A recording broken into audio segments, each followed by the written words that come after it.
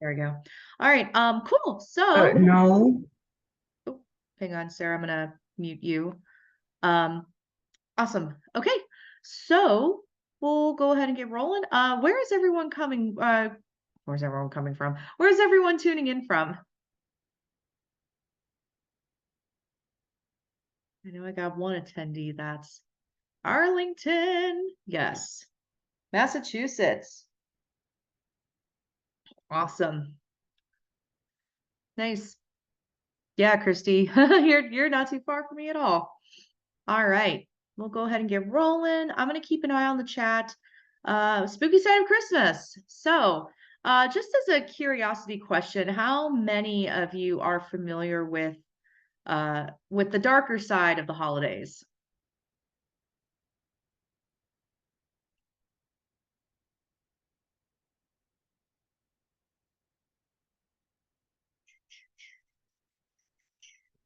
Charles Dickens. Okay, somewhat, but always love to learn more. Okay. So we're off to we're all you got y'all have a and Krampus. Oh, Krampus. We will definitely be covering Krampus in this. Yeah, so this has been a research passion of mine for I want to say 6 or 7 years now. Uh, when I realized or found out that Krampus was a thing. Um, yeah, it was pretty cool. And I actually it was really something that stemmed from after my mom passed. I wasn't really into Christmas anymore. And to be honest, I'm really still not that into Christmas. At least the hey Sarah, I'm glad you made it. In Missouri, nice. Um, after my mom passed, I wasn't really, and plus being across the country for my family, I wasn't really into like the merriment holiday cheer anymore. And discovering Krampus was a way for me to still enjoy the holidays while kind of reveling in the darker side. So, and then of course, from doing research, I found out, oh, hey, Krampus is not the only is not the only thing. So, yeah. Just to confirm, everyone, you can see the spooky side of Christmas. You can see the deck, okay? Because there is a deck with visuals.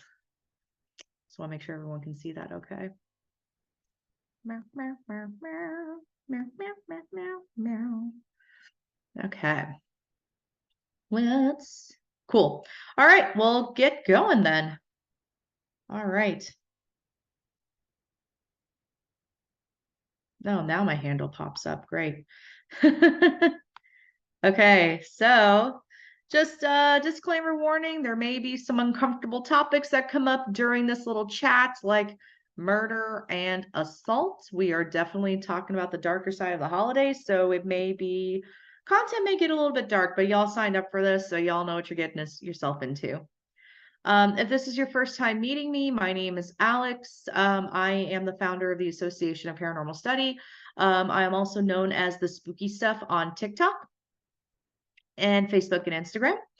And I live in the DC metro area, more specifically Arlington, Virginia.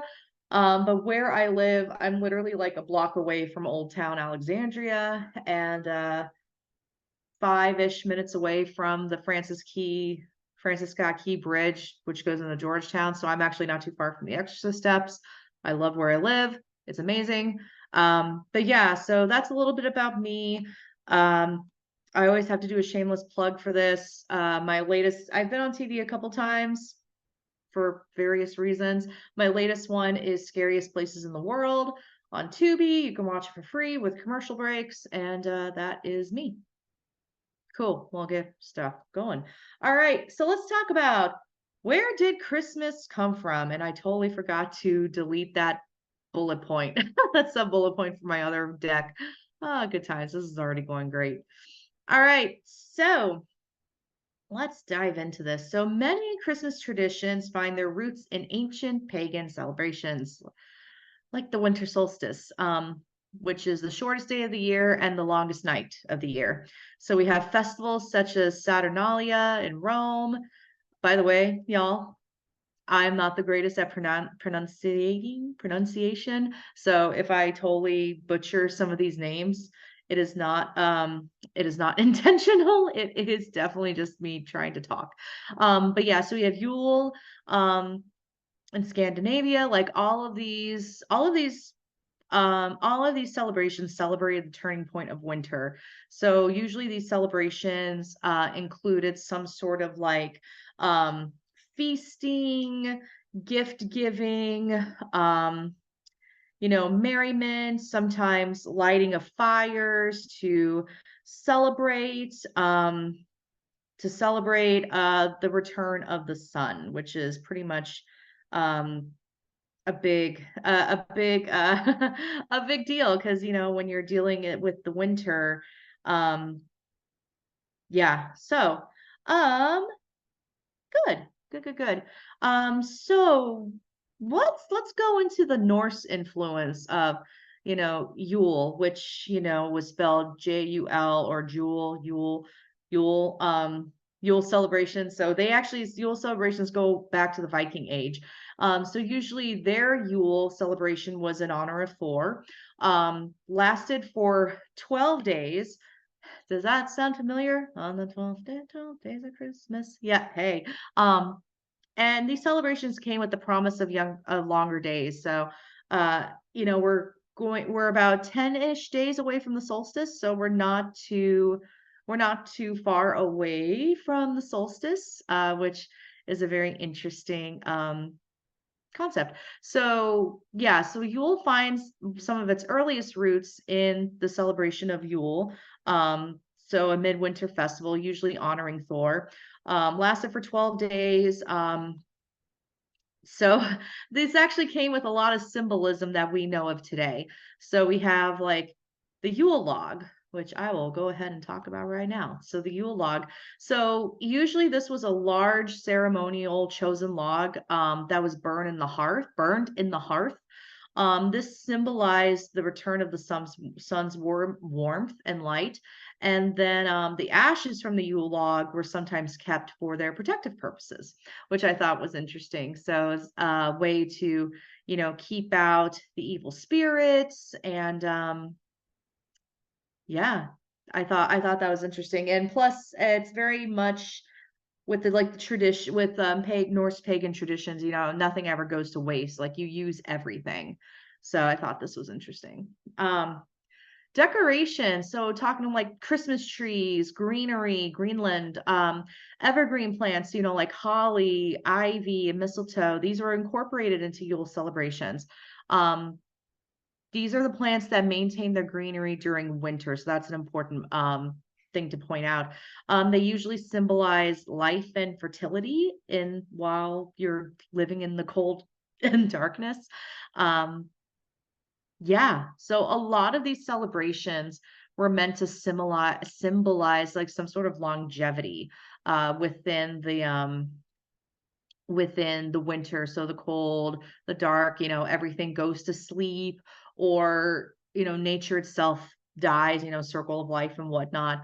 Um, so you have these symbols to encourage people to keep going. This is only temporary. A whole new cycle of life is going to begin. Hence the fertility aspect of it. And plus, longer nights and shorter days, it's not surprising that maybe more babies than usual, were born about 9 months after the winter solstice. So Yule merriment. So I love this. So central to Yule celebrations were feasts and communal gatherings. So families and communities would come together to share food, drink, and stories. Really fostering it once again, going back to this sense of warmth and unity during the darkest time of the year. So you have this like ongoing wow, I really did not delete these sub bullets. I'm pretty sure I did. Oh well, we're going to see life and fertility in the cold darkness quite a few times then. Um so you have these traditions that were really encouraging perseverance during the winter. And also in Scandinavia, Europe, and all of these like more northern European countries, I mean, it was freaking cold and dark. I don't know how it is for you all here where you live, but sunrise doesn't really happen until about 7:30, and then sunset starts at 4:30. And I was talking to a colleague of mine in Seattle today, and she was telling me that the sun's not rising until like 8:30 in the morning, and then the sun's going down almost like 3:30, 4 o'clock. So like we're looking at about 8 hours of daytime, at least here where I live. And then in Seattle, they're looking at more like 7 hours of daylight. So I mean, we really have this whole thing of what is up with these bullet points? They just won't stop. So you have these shorter days, and I mean, mental health wise, I mean, they say like, winter blues is a thing, and that's probably no different to how it was, back in history. So Yule's origins are, you could describe it as a mosaic of cultural influences. So we kind of run into this thing where we have ancient pagan rituals. But then as time moves forward, as we know, Christianity started to come into play. Um, and I think it's really important that we like recognize the diverse tapestry of history that has contributed to the traditions that we associate with Christmas today, mainly from Yule. So whether it's like the burning of the Yule log, the exchange of gifts, or the gathering of loved ones, the essence of Yule really persists, and really continues to foster community. All right, Saturnalia in Rome. So this is another tradition that bears some pretty strong similarities to Yule. So this festival celebrates the god Saturn. And it lasts from December 17th to December 23rd. Again, it includes feasting, gift giving, and temporary overturning of social norms. So again, Saturnalia is another holiday that really helps set its traditions for what we would call Christmas today. And then, of course, enter the Christians. As Christianity spread across Europe, it sought to assimilate and adapt existing pagan traditions into its own celebrations. And of course, Yule, Saturnalia was no exception. The timing of the festival coincided with the celebration of the birth of Jesus Christ. And of course, the Christians are like, well, they're already celebrating this thing. They're already celebrating solstice or Yule during this time of year. Maybe we should start incorporating our traditions into this. And of course, you have the whole forced conversion. You have almost the erasure of an entire culture. Because, and I don't want to dog on Christianity, but they say Jesus is the reason for the season. I say pagans are the reason for the season. I say that quite often, and I anger quite a few people, including members of my own family. So I am the resident pagan of my family. I might have a cousin or two that are like interested or going into or wanting to go into this side, but for the most part, the family that I still talk to, they are very much Appalachian Christians, Free Will Baptists. So me just talking about, Yule in the first place, it's like, ah. So anyway, so because now, the celebration of the birth of Jesus Christ was inserted into Yule and, these traditions and whatnot, that really laid the groundwork to the Christmas that we know today. So, before I start going into monsters, which is one of my favorite parts of the holidays, I want to cover this guy, Santa Claus. God, these bullet points. Anyway, that is so weird because I deleted them. Anyway, sorry about that, y'all. Saint Nicholas or Santa Claus, cryptid or egregore? I am curious. So for those of you who may not know what an egregore is a thought form that is manifested from collective thoughts of people. Can I make a poll? I made a poll. I just can't find it. That's fun. Darn. All right. So now Saint Nicholas was known as a 4th century bishop known for his generosity. He became a symbol of gift giving. In many cultures, especially in Europe, St. Nicholas Day, which is December 6th, is marked by the exchange of gifts. Over time, the character of St. Nicholas evolved into the modern figure of Santa Claus. So St. Nick, it's interesting that St. Nicholas Day, or the feast day for St. Nicholas, is the day after Krampusnacht, which I'll go into Krampus in just a minute.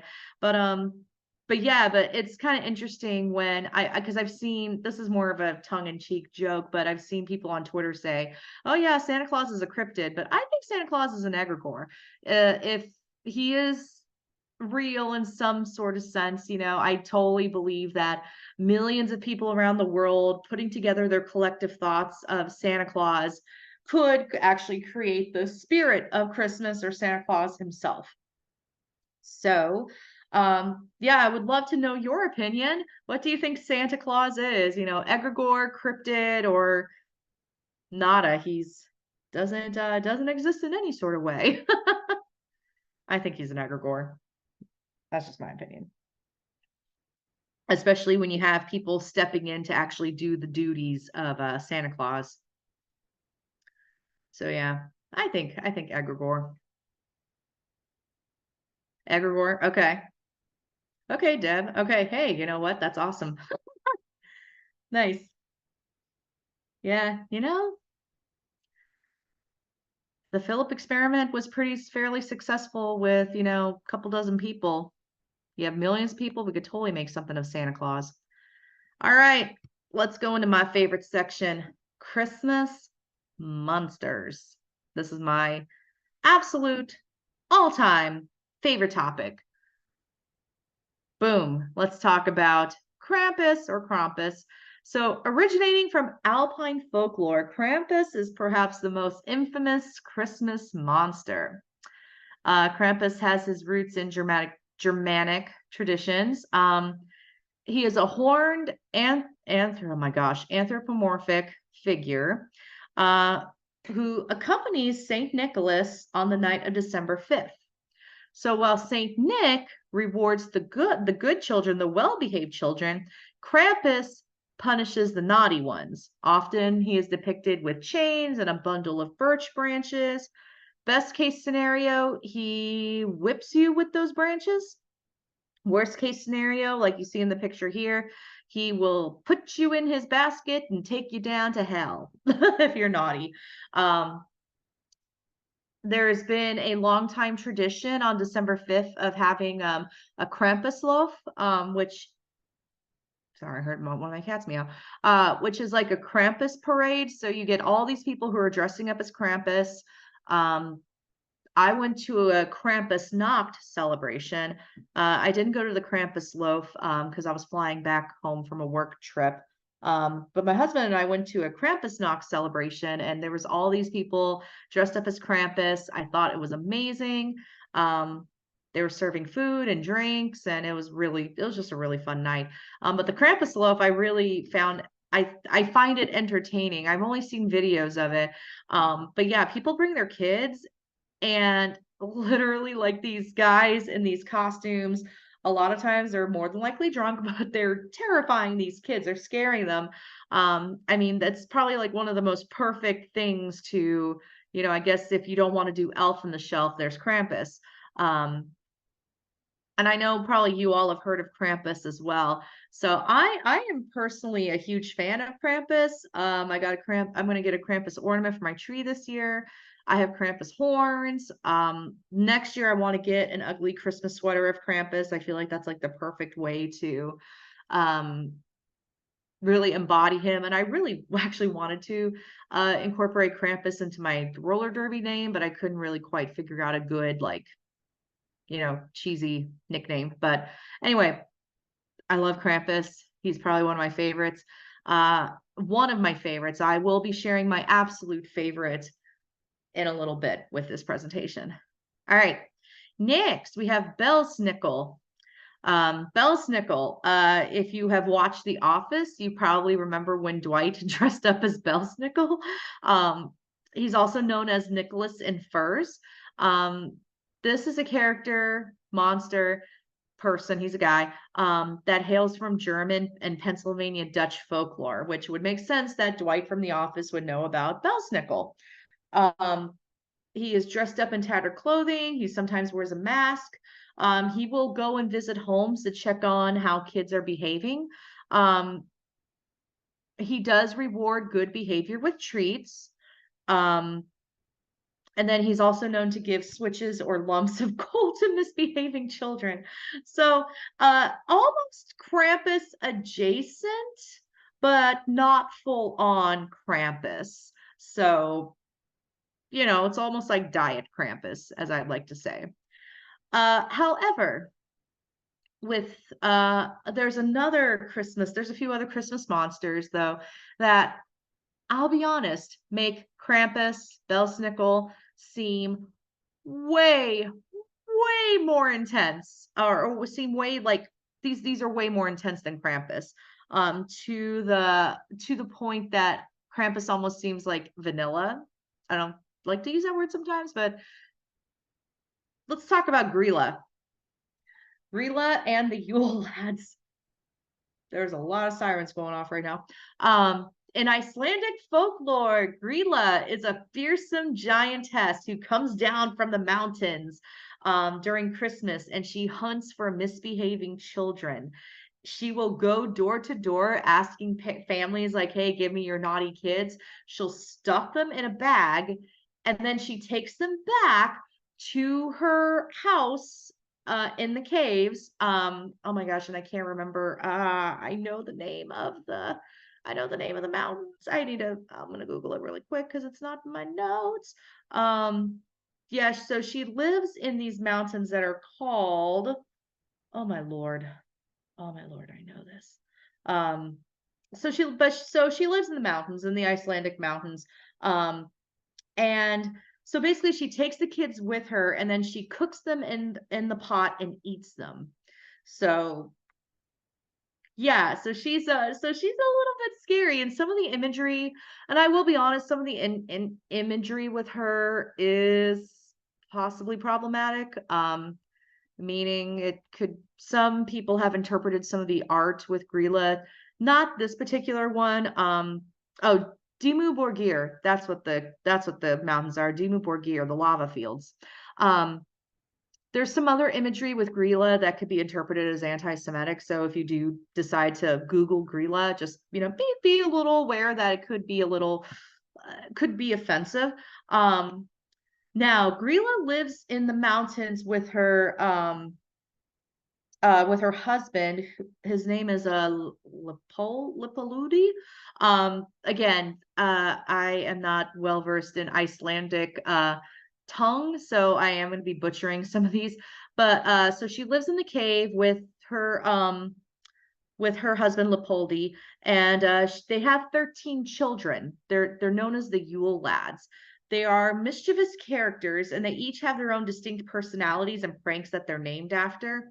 So these 13 Yule lads, they'll visit the children on the 13 nights leading up to Christmas, and they'll either like leave gifts or potatoes, depending on the children's behavior. So some of the characteristics of these Yule lads, like they're named after what they do. Like they'll steal food, harass livestock, lick spoons. Like the one that licks spoons, his name is Spoon Licker. Like that's what his name is. So they'll lurk around houses and they'll steal stuff. Door slammer, sausage swiper, window peeper. Like window peeper does peep in on windows. But depending on what version you read with the Yule lads, sometimes it's more mischievous and fun, but then others are more violent. Sometimes they're way more violent and they eat misbehaving children like their mother. But as time has progressed, they have become more benevolent. So they've almost been Disney-fied, so to speak. So if you look at like some of the more modern depictions of the Yule lads, it does very much look like Snow White and Seven Dwarfs. And if children leave their shoes on the windowsill, like, the Yule lads will leave gifts in the shoes. which is a callback to another Christmas mythological figure, which we'll go into in a minute. So you have Grilla, Leopoldi, and their 13 Yule lads, but that's not the only thing that lives in the mountains with Grilla. They also have a kitty. They have Yola Katurin, the Yule cat. So in the dark winter nights of leading up to Christmas time, not only are the Yule lads out causing mischief, but they have a giant cat, because remember, Grilla and Leopoldi are giants. So obviously they have a giant cat. So this cat prowls the landscape, striking fear into the hearts of those who hear its name. So again, this is another beautiful example of Icelandic tradition. So the Jólakaturin is not just a creature of myth, but a cultural symbol that has endured for centuries. Whoop, I just went way too fast.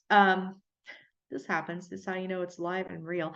So, the origins of Jólakaturin actually date back to, they believe, medieval times. But it's more of Jólakaturin, the Yule cat, is more of a cautionary tale, meaning that you should be working hard, and you should be working hard at your job during the holiday season. So, it's another way to exploit the lower and middle class, because the way that why Jólakaturin is so feared is if you are caught with not having any new clothes for Christmas, Jólakaturin will pounce on you and eat you. So again, imposing fear into the hearts of the lower and middle class, making sure they work hard, they get their spinning done, they make all the clothes, and then, therefore buy new clothes, and then they won't get eaten by the Yule cat. Now there is some belief that there's a connection to Norse mythology with the Yule cat. So believing that, Freya, I believe she had large cats to pull her chariot. So, another variation is that the Yule cat is said to be her. My God, why is this still happening? I'm trying to just trying to do my thing. But yeah. So another origin of the Yule cat is, it was one of the cats that pulled Freya's sled. Yeah, so basically, Yule Cat will go around the countryside, look into people's houses, making sure that they got their new clothes. And again, like I said, this story emphasizes the value of hard work and the consequences of idleness. So it's encouraging people to do their chores and their tasks, especially if they work in textile and clothing. Which is why, hey, how many of you ever gotten new socks for Christmas? I know I have. And I got new socks for my husband too, because I want to make sure he doesn't get eaten by the Yule cat. But it's believed that the whole idea of getting new socks for Christmas is another way to deter the Yule cat from eating you, your family. I love the art with the Yule cat. It's very fun. It's fun to see a grumpy kitty with a menacing presence. Yeah. All right. This next one. Yep. Christy, yep, gotta get those socks. All right. Let's talk about my favorite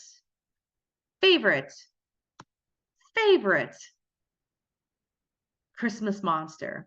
Technically, it's a witch. Frau Persta. Persta. I did get a lesson on how to say Frau Persta. Persta. So deep within the folklore of the Alpine regions, Frau Persta. Oh yeah, got one more. Frau Persta emerges as a captivating and enigmatic figure with the winter season. Oh my gosh. So her traditions come into Germanic and Austrian traditions. She is the bringer of fertility and prosperity, and also a stern enforcer of moral behavior during the winter months. So Frau Persta, her origins can be traced back to pre-Christian times, and she was believed to be a pagan goddess associated with the changing of the seasons, and she was also a shapeshifter. and then so like they were saying like when she so depending on so you could see her in two different ways, which I'll get into in just a moment. But after Christianity started coming into play, her character went through, I guess you could say, like a transformation, blending with local folklore and adapting to the new religious context. So again, like I mentioned, she symbolizes usually two different things. She embodies both benevolence and severity. So in her nice form, she's associated with the protection of animals, fertility, and bestowing of good fortune.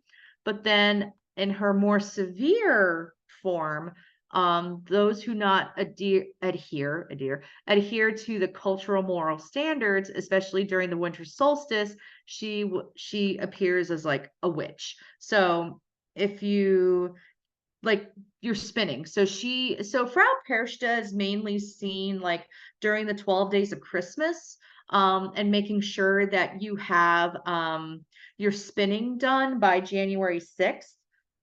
And if you don't have your spinning done, then I'll get into that in just a moment. What happens if you don't have your spinning done? What I love about Frau Perchta's mythology is the Perchtenlauf, or Perchta's Run.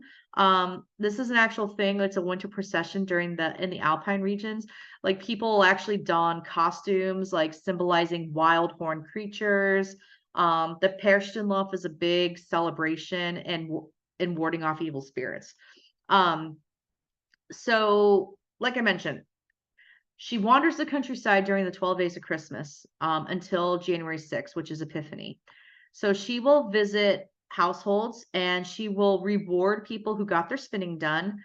And the way that she punishes people who don't have their spinning done, she will split your stomach open.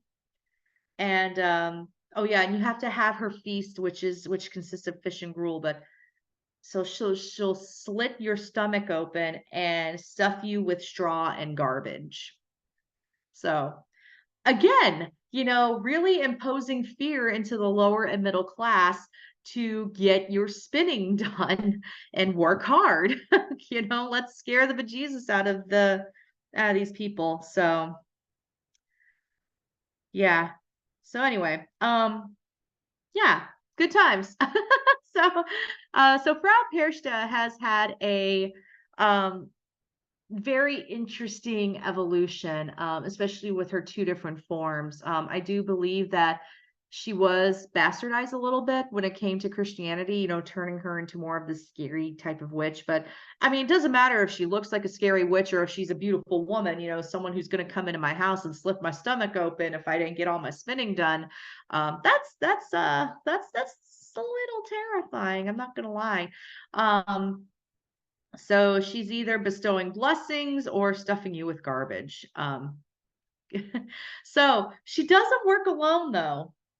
I'm going to butcher the pronunciation of this as well, but we have the straggle or the straggle.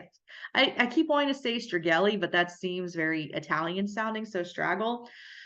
So the straggle are Perchta's demon sidekicks. So as she's wandering the countryside, and as she's wandering the countryside, going from house to house, she brings the straggle with her, and they help her punish bad children. So ideally, what will happen is you need to leave your leftovers out from your holiday feast. You leave your leftovers out, so that the straggle can eat. If you don't, leave your leftovers out for the straggle will rob you, so they'll take your money and they will toss your children into the air and rip them to pieces. Yeah. So again, I feel like figures like these make Krampus seem a bit vanilla. I don't know what's worse, being stuffed into a basket to go to hell or being tossed in the air and shredded into pieces. Yeah, it's very intense, Christy. It's very intense. Um, Yeah, I mean, so part of the Perchtenlof, you'll see people dressed up as the Straggle. But the Straggle also bear a very strong resemblance to Krampus, which I find interesting. So some people will make the connection that Krampus is part of Frau Perchta's posse. Yeah, so the holidays in Europe, so fun. So fun. All right. Ah, Hans Trap, Hans Trap, Hans Trap. So Hans Trap is a very that is not Hans Trap in white. Hans Trap is on the left. So Hans Trap is a sinister figure in folklore. So Hans Trap, who's actually based on a real person, if we have time left at the end, I can actually share more details about Hans Trap because I do find that particular story very interesting. Hans Trap was a very wealthy man who lived in this village. He turned to the dark arts and devil worship, and it was bad. So he was excommunicated from the Catholic Church, and so basically he was condemned to roam the countryside as a scarecrow. So, so because he ended up living in the caves of the Alaskan Mountains, he was getting hungry and he dressed himself up as a scarecrow again. He ended up murdering a young boy walking down the path. He takes the boy's body back to his cave, cuts him up into pieces, and as he's about to dine on the remains of this boy, there's two variations of this legend. He either gets like God's had enough of his shit and strikes him down like with a bolt of lightning, or as he's about to take the first bite, he falls, hits his head, and he dies. But then he gets resurrected as a scarecrow, and he is actually doomed or cursed to accompany Santa Claus, Saint Nick, Father Christmas, Mother Christmas, and again, kind of like with the Krampusnacht concept, the Belsnickel concept. You know, you have this sinister figure accompanying the good figure that's going to be rewarding the good children, and then you have Hans Trap punishing the naughty children. So a cannibalistic, murderous scarecrow during Christmas is also very terrifying. So, yeah, yeah. So, Christmas in Europe. Christmas in Europe. So I don't know what's going to be scarier. Krampus, the Straggle, Frau Perchta, Hans Trap. I guess Belsnickel. I mean, Belsnickel could be scary too, but I don't know. I'm still leaning on Frau Perchta and the Straggle, but also a scary Christmas scarecrow that's got cannibalistic tendencies. Fairly scary too. So, all right. Let's see. Straggle. Yep, the Straggle. Nice. All right.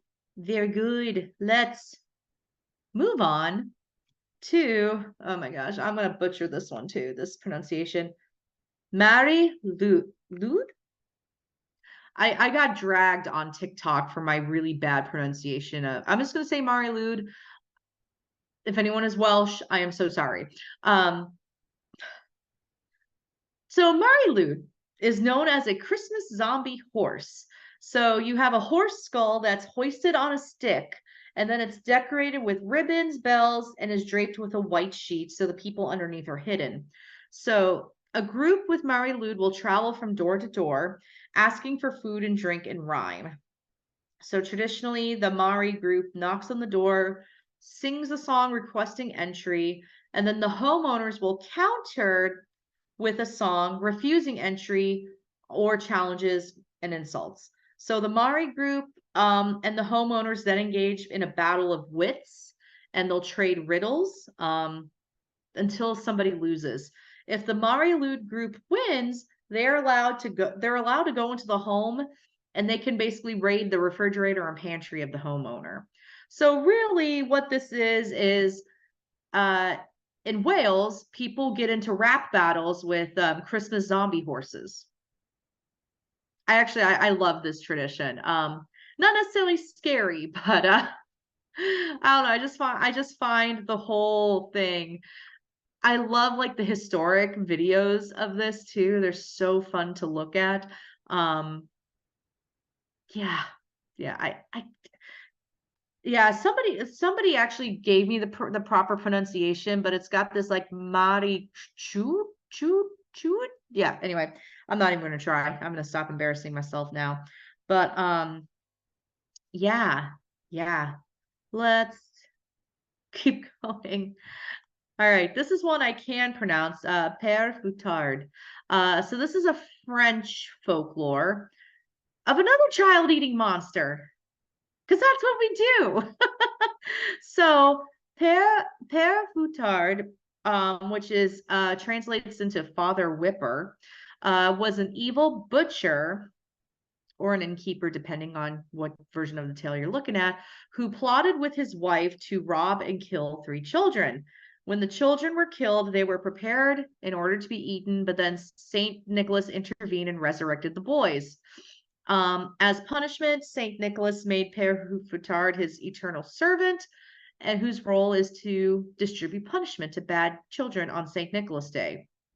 Sounds a lot like Hans Trap, doesn't it? um, yeah, so there's a theme here. There's a theme here. So you probably noticed that Hans Trap, which is also French, or Alsatian, and Père Fouettard do have some consistencies there. Um, just like Belschnickel and Krampus, they're both German and they have some commonalities there too. So I just find it really interesting that depending on the region, as a whole with Europe, there's consistencies with all of these monsters. But then when you go into go into the regions more granularly. When you go into specific countries, you'll see there's more consistencies there. All right. Now, La Befana, she's not as scary as the others. So this is an Italian Christmas witch. She's not a monster, but I did want to include her anyway because I do enjoy this one. This is more of a fun. This is more of a fun legend. So, um, uh, so La Befana is celebrated on January 6th, and for Italian kids, it was almost like having a second Christmas. La Befana, distributes presents. So she's benevolent. She gives out toys and gifts to good kids, and yeah. And I think for naughty children, she does give them a potato, which does remind me of the Yule Lads a little bit. Although for me, if I got a potato in my shoe, I'd be happy. I like potatoes. All right, the Calicanzoros. So, my father is half Greek, and I never met my grandmother, but I talked to her on the phone growing up, and she told me about the Calicanzaros when I was like 5 or 6, and I was like, "What?" So the Calicanzaros are from southeastern European and Anatolian folklore. So throughout the year, the Calicanzaro plural, they spend their days trying to cut down what is known as the world tree in the underworld. So they use this big saw and they work together nonstop, trying to saw the world tree. So if the world tree is cut down, the world ends. World tree, we don't want the world tree to be cut down. But then during the 12 days of Christmas, or when the sun stops moving, the Calicanzoros come to the Earth's surface. And while they are here on the Earth's surface, they wreak havoc on sinners, more specifically, people who frequent brothels. So they're known to sit on the door frames outside of brothels. And as people are leaving, they will jump on their backs and put their claws in their backs and basically ride the sinner all night in the forest until the sun comes up. Um, they also will steal children, steal babies. There's a whole lore behind the Calacanzaros that's really cool. And again, I can go into that towards the end if anyone's interested. Um, so they're wreaking all this havoc. And then by the time they get back to the underworld to resume sawing the world tree has healed itself. So thus, the Calacanzaros start all over again, trying to cut down the world tree until the next 12 days of Christmas. So you've probably noticed that a lot of this lore is surrounded with the 12 days of Christmas. You know, Frau Perchta does her roaming of the countryside during the 12 days of Christmas. It really brings a different light to like, on the first day of Christmas, my true love gave to me. Frau Perchta slitting my belly. Anyway, all right, cool. So that's all I got for Christmas monsters for now. We can always revisit this during the Q&A. Next, we have Victorian ghost stories. So, Victorian ghost stories. I love it. So, the Christmas ghost stories are rooted in ancient tradition. Like I mentioned this with Yule, Christmas, and I mentioned earlier the lack of daylight. You know, we're looking at 7, 8 hours of daylight a day. So to pass the time, especially those cold, dark winter nights, people told ghost stories. So, and this is an ancient tradition that occurred during the winter time. You know, Shakespeare referenced this tradition in A Winter's Tale.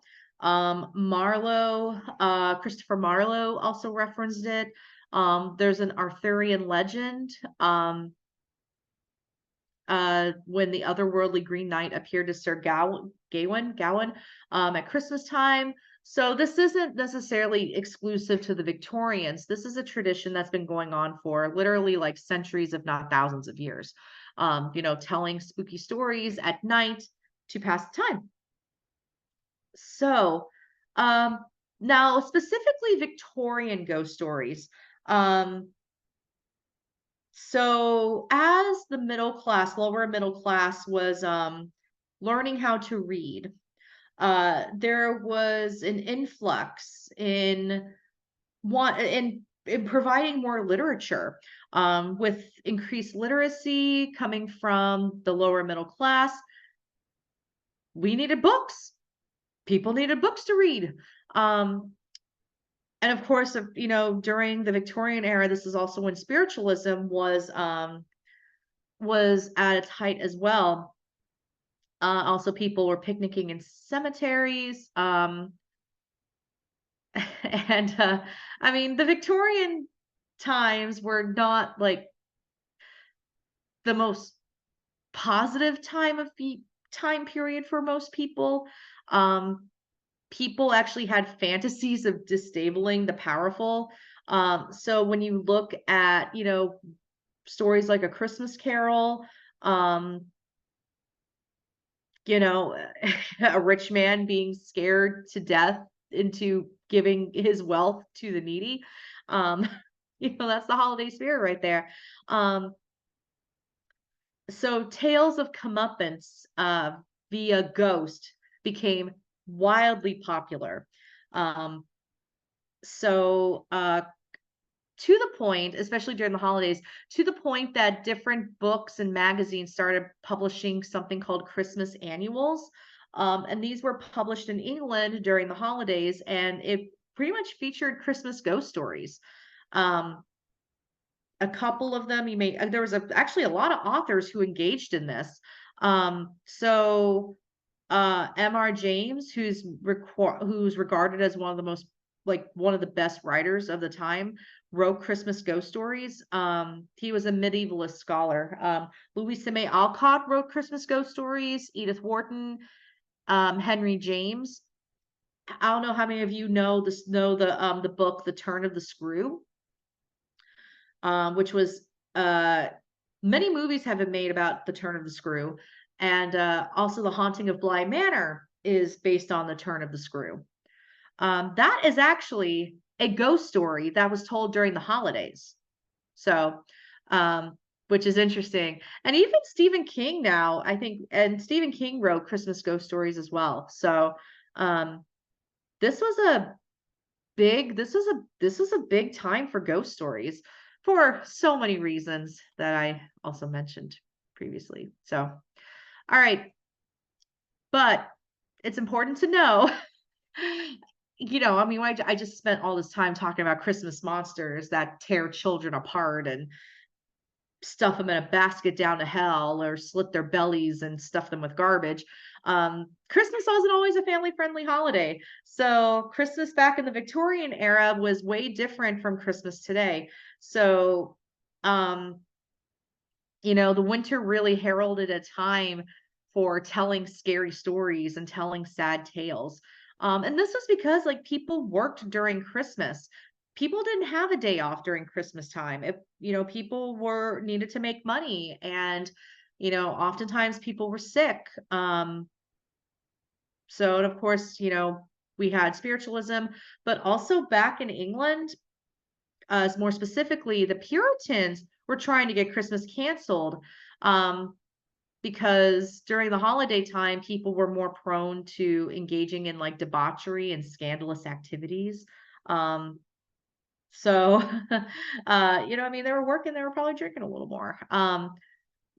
So really, the person that we have to, I guess, thank for the more modern Christmas that we know today would be Charles Dickens. Um, so Dickens changed all of this for the better, you could say. I still cannot forgive him for what he did to Captain Crow, but he solidified the tradition of Christmas ghost stories, during this time. In 1854, he called Christmas Eve the witching time for storytelling. Um, so on that note, A Christmas Carol was not the only story that Dickens wrote. And is a Christmas Carol original? I'll let you all decide. So, A Christmas Carol is one of the many ghost stories from the Victorian England tradition of telling those ghostly tales during the dark nights of the holidays. Now, today we could read it, we could watch it on TV. We have tales of elves, reindeer, and snowman. But in Victorian England, they would tell each other stories of ghosts, graves, dead bodies, and murders. So, um, maybe I I was in the Victorian era in a past life. I don't know. But anyway, so Dickens has quite a few Christmas ghost stories. Um, and it's just one of so Christmas Carol is just one of many. So I'm going to go over 3 of the ghost stories that Dickens wrote. I feel like we already know what A Christmas Carol is about. I just want to make sure like we're all baseline with we know A Christmas Carol. Because if not, I will definitely explain A Christmas Carol. But so funny story while you all are answering. In the earlier days of my team, we used to do a presentation for the holidays while doing a toy drive, where we treated Ebenezer Scrooge like a client of ours. Like if we were to take on Ebenezer Scrooge's case, and basically correlate what he experienced with actual paranormal activity. That was a fun presentation. Okay, cool. Cool. We know A Christmas Carol. Sweet. All right. So y'all will be very amused by what I'm about to tell you about these tales. All right. First one is The Goblins Who Stole a Sexton.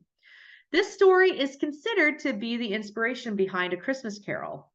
So, once upon a time, there was a gravedigger named Gabriel Grubb who hated Christmas. Sound familiar? One night, Gabriel is on his way to dig a grave on Christmas Eve, and he beats up a little boy on the way. So while digging the grave, he's approached by the king of the goblins, who accuse him of being spiteful and mean. I mean, he beat up a child on the way to work, so that's a bit spiteful and mean to me. he gets kidnapped by a group of goblins and he's taken to this secret underground cave. He gets kicked mercilessly. So they basically just beat him. And then Gabriel goes on trial. So the goblins then show him his fellow humans and the life he could have if he was good and exalted good cheer. Again, sound familiar? He is also shown that the little boy he beat up, they showed him that that little boy's family died. So Gabriel goes through this whole crisis of identity and he wakes up the next morning a changed man. Sounds familiar, doesn't it? So Gabriel ends up leaving the area for about 10 years. And when he returns, he's poor because he hasn't been working, but he's happy. And then he tells the tale of what happened to him with the goblins. And Charles Dickens wrote this story. So Christmas Carol came out in 1843. The Goblins Who Stole a Sexton came out in 1836. So this is the hill I will die on. I believe that this may have been an earlier draft of A Christmas Carol. And he published it because he had to produce content of some sort. But I really believe this was like an early draft of A Christmas Carol. That's just me though, because the correlations between The Goblins Who Stole a Sexton and A Christmas Carol, the themes are alarmingly similar. Alarmingly similar. Like the little boy that Gabriel beats up, Tiny Tim. Yeah. So anyway, let's go on to the I don't know what you all think. What you all think, but it's a fun read. I mean, I definitely recommend reading it. I think it's on Project Gutenberg if you want to read the story. But yeah, I truly believe this is a first draft of A Christmas Carol. All right, next. We have The Chimes. So this is a story that came out after A Christmas Carol because Christmas Carol was 1843. This came out a year later. So this one actually takes place during New Year's Eve. We have another story where a man believes the worst in mankind.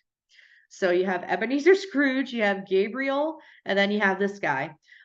This guy's name is Trotty. So Trotty is a working class man who believes he's worthless, and he thinks that the working class people are wicked by nature. One night, the bells from a tower call to him. He climbs to the top of the bell tower and sees the spirit of each bell and their goblin attendant. So each bell has a spirit, and then there's a goblin that attends to them. So they explain to Trotty that he has died, and they chastise Trotty for only believing the worst in people. So then they show Trotty visions of his daughter and the people he knows after his death. So because Trotty has convinced his daughter and these other people that they're worthless, they carry that with them. And it's not very pleasant. His daughter dies early, has a really low self-esteem because of Trotty telling her, that she's worthless. They basically show him the consequences of his actions and how it affects people. It's actually a really good, no, the daughter doesn't end her own life, but when his daughter is about to end her life, Trotty realizes that he can touch her and stop her. So then Trotty wakes up on New Year's Day and it's like he's dreaming. And he starts believing that no one is born wicked, but their circumstances cause them to be wicked. And the story ends with his daughter getting married and looking forward to a happier future. So basically it's this story is actually a little emotional. When I read it, I got a little emotional. I was like, oh, but when you're telling yourself that you're worthless or you're telling other people that they're worthless, it makes an impact. I do like this story, and again, it's got some commonalities with A Christmas Carol.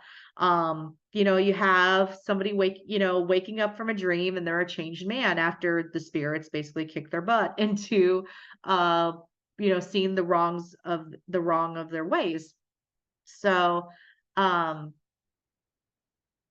yeah. Yeah. So it's an interesting story. It's a good one, but again, Charles Dickens wrote it. I will say though, I was a little disappointed when I was seeing how common all these stories were. I was just like, wow, Charles Dickens.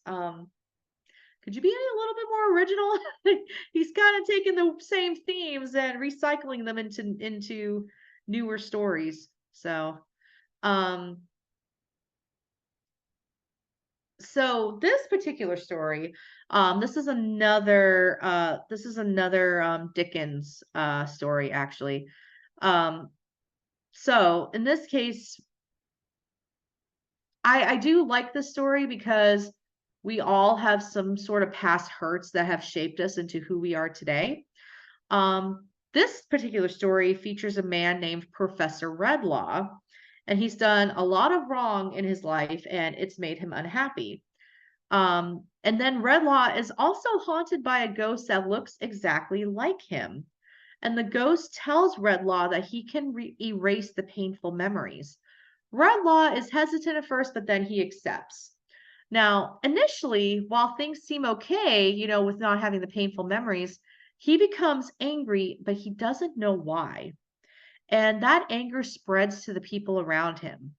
Um, to make a longer story short, eventually the moral of the story is that we have these painful memories and these painful experiences and trauma so that we can grow from them. And in the end, Redlaw gets his memories back, he forgives himself and becomes a happier person. So that's another really interesting Christmas ghost story right there. So, all right. So we have all these Christmas ghost stories. What happened? Why did the traditions of Christmas ghost stories stop? So, after Dickens stopped writing them, other writers tried to fill the void. The Christmas ghost story tradition seemed to stick about as late as 1915, but it eventually faded out. So then, when the Irish and Scottish were immigrating to America, they brought a new spooky tradition, Halloween. And this ended up catching on across the pond to the United Kingdom and the rest of Europe. So one could allege that Halloween maybe killed the Christmas tradition of telling ghost stories. Um, yeah, yeah, because I think Halloween provided another outlet for spookiness. And then of course, I mean, someone could write a whole dissertation about why this tradition stopped. But then you had the whole widespread commercialization of Christmas. I feel like the darker side of Christmas is starting to have a comeback a little bit because, again, kind of like what I said in the beginning of this webinar, I'm into Christmas, but I'm not into like the happy side of Christmas. I really enjoy like the darker side of Christmas, which is why I really dove deep into this particular chapter of the holidays. Especially, you have winter solstice, and winter solstice is a time that, things go to sleep, they go dormant. People also believe that the veil is thinner during the holidays too, and that, our family can come and visit us. And I mean, I believe that. I believe that. So, yeah. All right. Any questions? Questions or comments? And y'all can unmute yourselves too if you'd like to actually speak as well. It's up to y'all.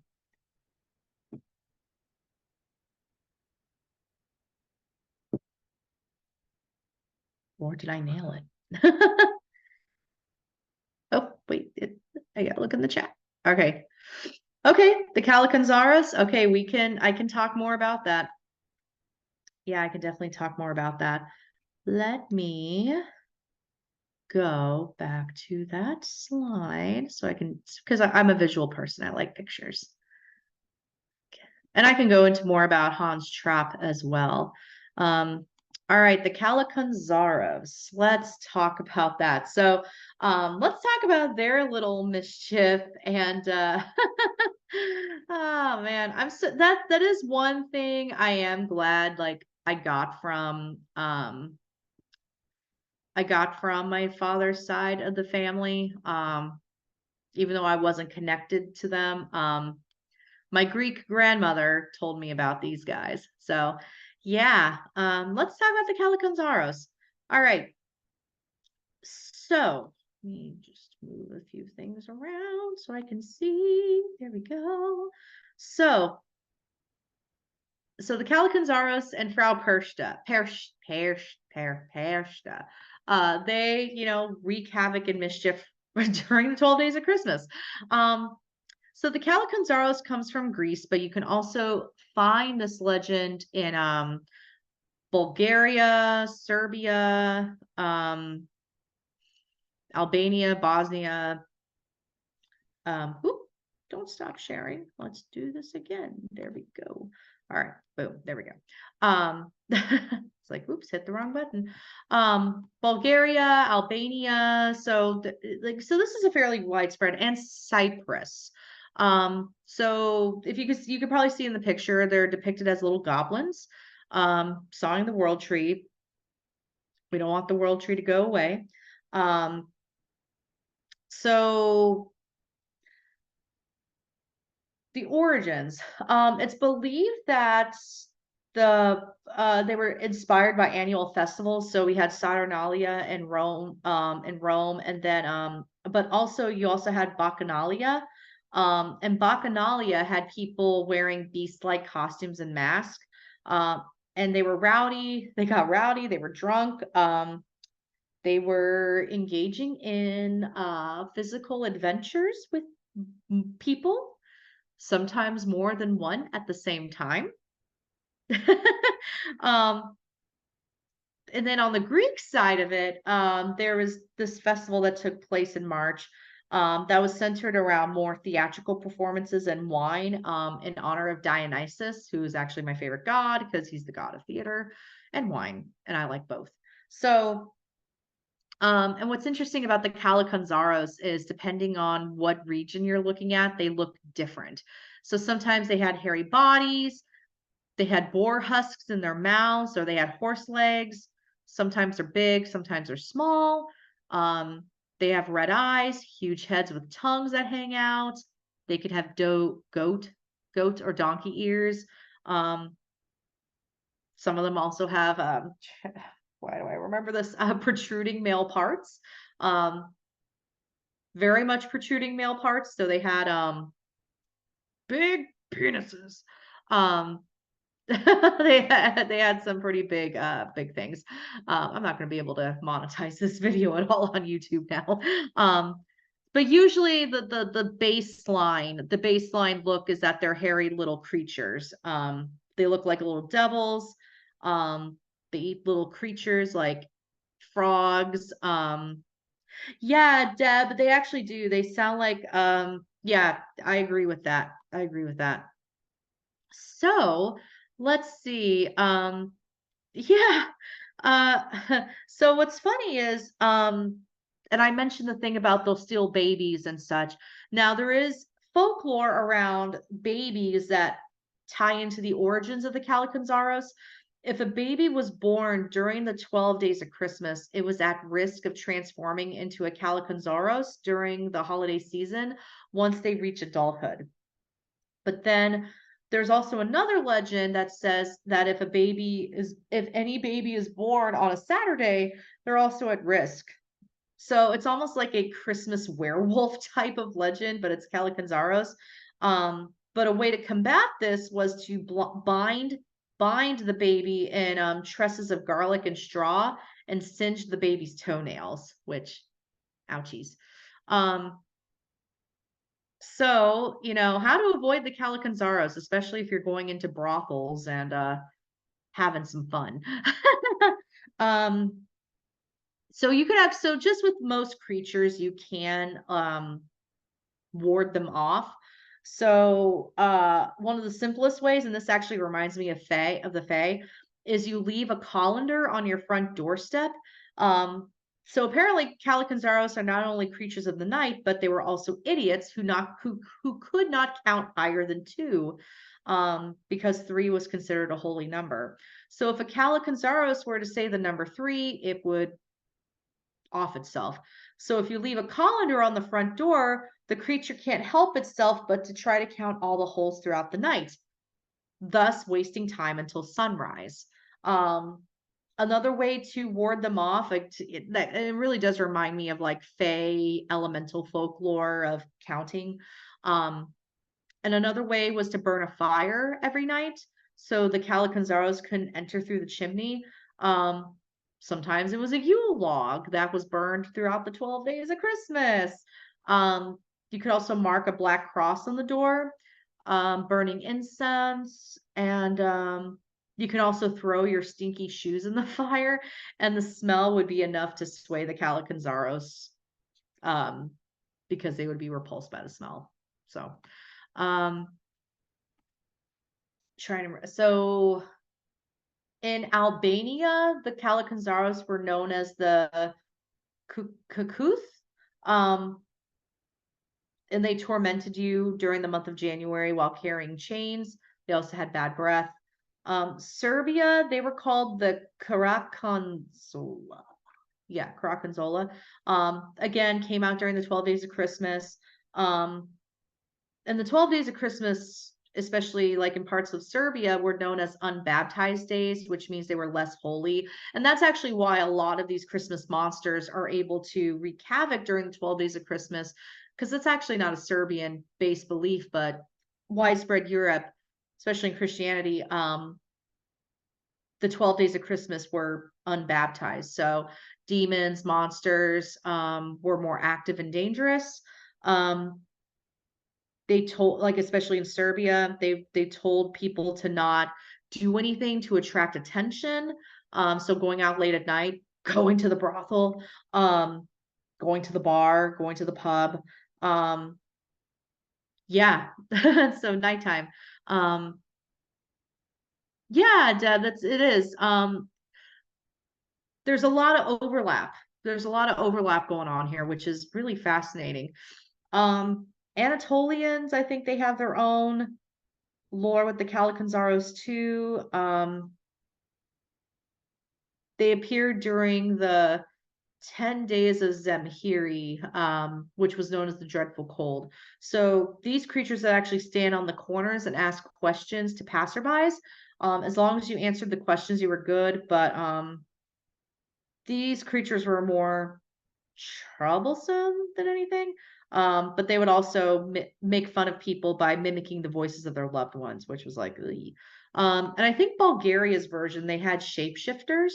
Um, they have a shape shifting version, so it could transform itself into a man, dog, sheep, or calf.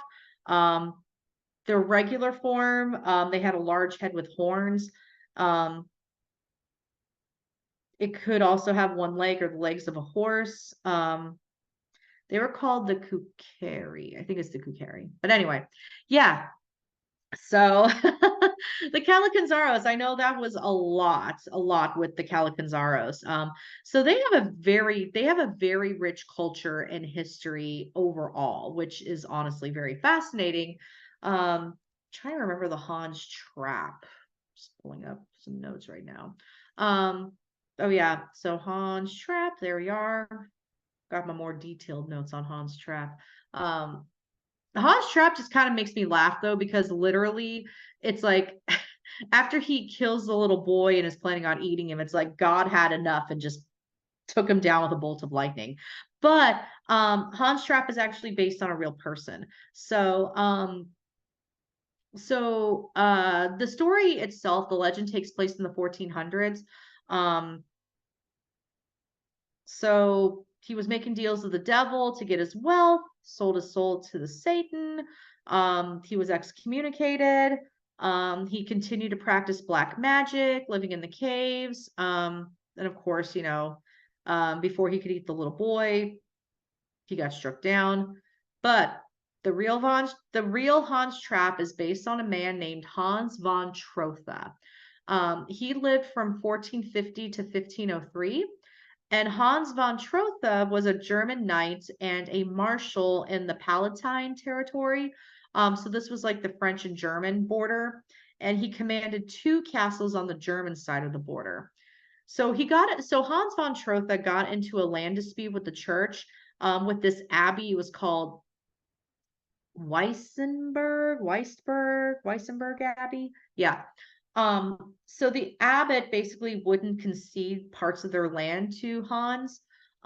So he actually had the nearby river dammed so that the local village would be cut off from its water supply. Then the abbot complained to the Catholic Church.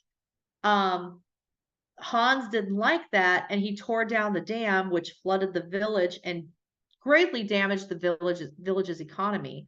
So this basically started a whole war between the abbey and Hans von Trotha. The emperor at the time really couldn't stop it either, and they had to get Pope Innocent the Eighth involved, but the Pope couldn't do anything. So then the Pope's successor, Alexander the Sixth, asked Hans to come to Rome in 1491 to basically make his case and defend himself with all of these atrocities and prove his loyalty to the church. He refused to go, and instead he wrote a letter instead, and he accused the Pope of impure acts and being corrupt and shady. And the letter didn't work, obviously, because then Hans von Trotha was excommunicated in 1491. I don't know how he thought that letter was going to work, but Hans von Trotha ended up going on to serve the French court, and then he was given a title as like a chevalier by King Louis the 12th. And then after Hans died, all of the charges against him were forgiven. So this was the guy that inspired the Hans von Trapp cannibalistic scarecrow story. So you could probably tell that Hans von Trotha was not well liked. Because now the Hans Trapp story is way more famous than Hans von Trotha. So now when people hear Hans von Trotha's name, they're going to think of a cannibalistic Christmas scarecrow instead of a knight fighting for land. Yeah. So I do enjoy the story of Hans von Trotha as well. It's quite a lot with that. There is quite a lot. So yeah. Um any other questions or comments or anything people would like to share?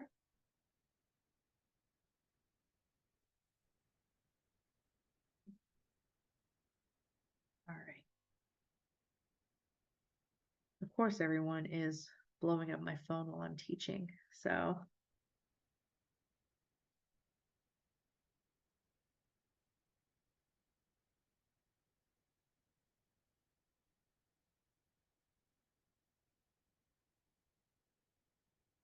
good, good, good. I'm glad, Deb. It's fun and interesting. Yeah, it definitely changes your like our perspective on this holiday. Until this webinar, the 12 days of Christmas were always brought to mind the song. I never realized the 12 days were so scary. Right? Right? The 12 days of Christmas, that's like the scariest time of year. Like it's literally the scariest time of year and it's like, what? Um like it is the most horrifying time of year. Oh my gosh, like yeah, like what? I just don't know. Um it wasn't until I started doing a deep dive on the monsters, especially because so the monsters, a lot of the monsters don't come out until the 12 days of Christmas, which is interesting. But then when you have like Grilla and the Yule lads, Icelandic folklore, so we're talking about a culture that not necessarily was affected by a lot of the Christian imposement. So we have different dates for, when the Yule lads are wreaking havoc. But yeah, it's very interesting. It's very, very interesting. I gotta say, I'm glad I'm not in Northern Europe. Oh my gosh, right? Um, ooh, really? Creepy things happen around the solstice. So, Sarah, I do think there is something to the veil being thinner. I think because of the holidays, we're thinking a lot about I think we're thinking a lot about our loved ones who are gone. This is a very emotionally charged time of year. So I do think that hauntings can be elevated a bit.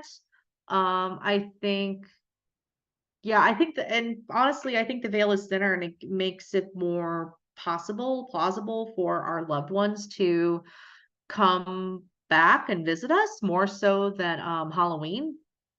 Um, because I mean, when we look at the autumn or fall, guess it's fall solstice. There's another word for it. It's a transition, and I really do think that there are times of transition. I think there is a thinner veil. I think there is a thinner veil for sure. So, good question.